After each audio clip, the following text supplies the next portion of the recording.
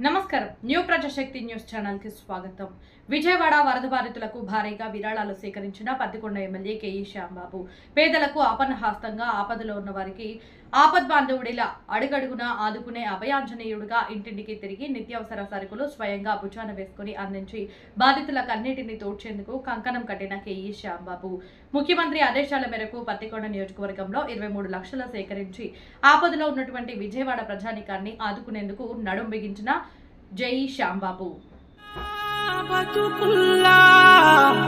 సల్లాని సూపుని దయ్యా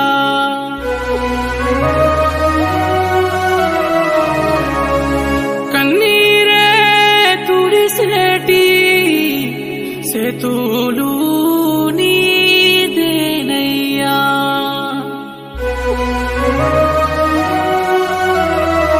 పేదోళ్ళ బతుకుల్లా తోడు నీడవైతున్నావు.